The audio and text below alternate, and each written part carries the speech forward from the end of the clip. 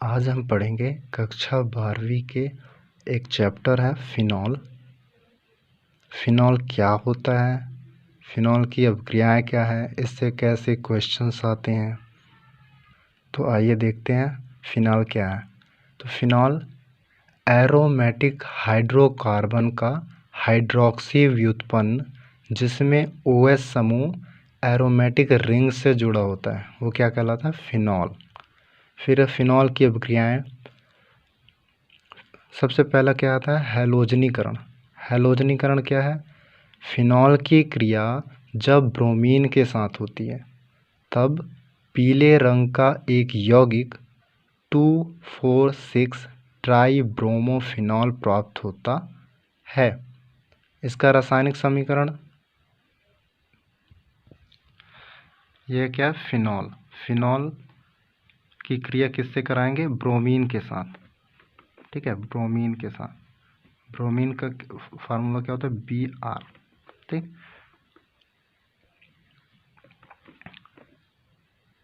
फिर से फिनॉल का डायग्राम बनाओ ऐसे, ये हो गया फिनॉल।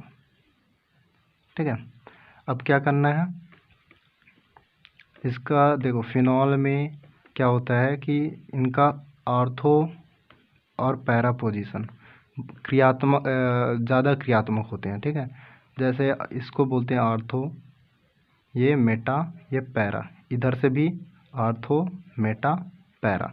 तो इनका ऑर्थो और पैरा जो पोजीशन होता है वो क्या होता है, ज़्यादा क्रियात्मक होता है। तो क्या होगा, इसका जो ऑर्थो और पैरा पोजीशन है वो क्या होंगे, सभी जगह पे क्या है, हाइड्रोजन है। तो यहाँ से क्या होगा कि इनके जगह में क्या जोड़ देंगे हम, ब्रोमीन।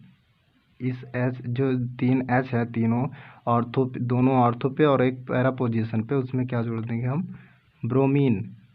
ब्रोमीन, यहाँ भी ब्रोमीन और यहाँ भी ब्रोमीन। ठीक है, अब यहाँ तो ब्रोमीन जुड़ गया। ठीक है, यहाँ तो ब्रोमीन जुड़ गया, लेकिन ये हाइड्रोजन कहाँ गया, ये बाहर चला जाएगा।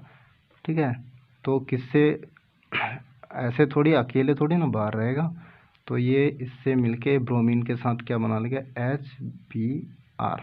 ठीक है, अब देखो यहाँ 1 2 3 और यहाँ कितने हाइड्रोजन है, 3, यानी ब्रोमीन कितना चाहिए, 6। ठीक है, तो ये ब्रोमीन अणु के रूप में होता है Br2। ठीक है, तो इसके हम कितने अणु लेंगे, 3 अणु लेंगे। तो 3 दूना 6, यानी कितने ब्रोमीन हो गए यहाँ पे, 6। तो 1 2 3 इसके साथ जुड़ गया और यहाँ भी 3, तो 3 हाइड्रोजन भी हो गए और ब्रोमीन भी 3 हो गए। ठीक है, अब इसका नाम कैसे देंगे, ये 2,4,6 ट्राई ब्रोमोफिनॉल कहाँ से आ गया। तो देखो ये इसमें हमारा ये जो OH है वो क्या है, क्रियात्मक समूह है।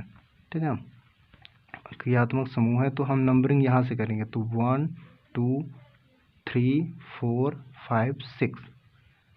तो देखो 2 ब्रोमीन कहाँ कहाँ जुड़ा है, दूसरे नंबर में, फिर चौथे नंबर में, फिर छठवें नंबर में, इसलिए लिखते हैं इसको 2, फिर कौन से नंबर पे, चौथे, 4, फिर छठवें नंबर पे 6। तो 2 4 6, अभी कितने हैं, 1 2 3, 3 है, तो 2 4 6, इसके लिए क्या यूज करते हैं, 3 के लिए ट्राई। अब क्या है, ब्रोमीन का क्या यूज करते हैं, ब्रोमो। ठीक है, तो 2 4 6 ट्राई ब्रोमो,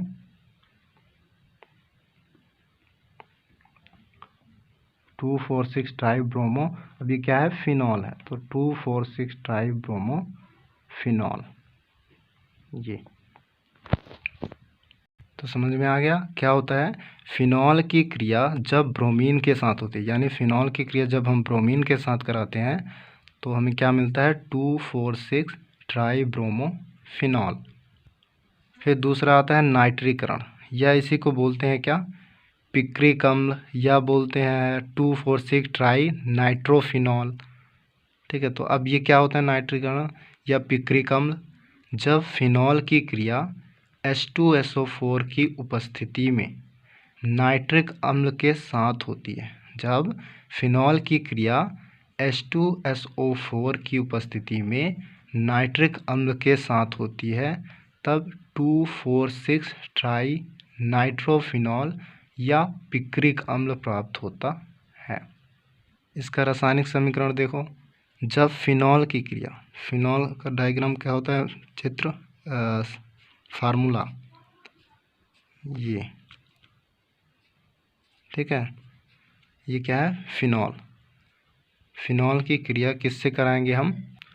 तो क्या है कि जब फिनॉल की क्रिया H2SO4 यानी सल्फ्यूरिक अम्ल के साथ, सल्फ्यूरिक अम्ल को यानी H2SO4 को हम ऐसे लिख सकते हैं HO single bond NO2। Sulphuric अम्ल को ईजिली और इजी तरीके से बनाने के लिए हम इसको ऐसे लिख सकते हैं। अब इसके भी कितने अणु लेंगे हम? 3। ठीक है, तो वही होगा कि इसके आर्थो और पैरा पोजीशन से हाइड्रोजन, हाइड्रोजन तो सभी जगह होते हैं, तो इसके आर्थो और पैरा पोजीशन से हाइड्रोजन बाहर निकलेंगे और उसके जगह पे ये नाइट्रो ग्रुप, ठीक है, ये नाइट्रो ग्रुप जाके जुड़ जाएगा। तो पहले फिनॉल का उसी प्रकार डायग्राम बनाओ। ये इसके आर्थो और पैरा पोजीशन पे क्या जोड़ देंगे? NO2 ग्रुप, NO2 यहाँ भी NO2 और यहाँ भी NO2, ये ठीक है। अब बाहर क्या निकलेगा? अब यहाँ कितना है? 3 HO बचा। 3 क्या है? HO यानी 3 ऑक्सीजन है। और अब क्या क्या बचा? यहाँ देखो, ये यहाँ बचा 3 ऑक्सीजन और यहाँ क्या बचा? 1 हाइड्रोजन, ये बचा, ये बाहर निकला, यहाँ से बॉन्ड टूटा, तो इनका बॉन्ड टूटा है तभी इसके जगह में ये ग्रुप जुड़ गए हैं यहाँ पे, देखो, ठीक है। ठीक है, तो कितने हाइड्रोजन? 3 ऑक्सीजन बचे और हाइड्रोजन कितने बचे? 3 हाइड्रोजन यहाँ और 1 2 3 हाइड्रोजन जो बाहर निकले इससे, वो तो कितने हाइड्रोजन को? 6। तो H2 और ऑक्सीजन कितने बचे? यहाँ पे 1, यानी यहाँ देखा जाए तो 3 हाइड्रोजन यहाँ दिख रहा है, तो 3 दूना 6, यानी 3 यहाँ से और ये 3, 6 हाइड्रोजन और ऑक्सीजन कितने हैं? 3 ऑक्सीजन, 3 ऑक्सीजन। तो ये हो गया हमारा पूरा। अब इसका नाम कैसे देंगे? उसी प्रकार इसके जैसे, तो यहाँ से नंबरिंग करेंगे क्योंकि क्रियात्मक समूह क्या है? OH है। तो 1 2 3 4 5 6, तो 2 और 4 और 6 पोजीशन पे अपना ये NO2 ग्रुप जुड़ा है, तो इसको लिखेंगे 2 4 6। 3 है, कितने हैं? 3 है, तो 3 के लिए हम क्या यूज करते हैं? ट्राई। अब NO2 ग्रुप को हम क्या बोलते हैं? नाइट्रोफिनॉल।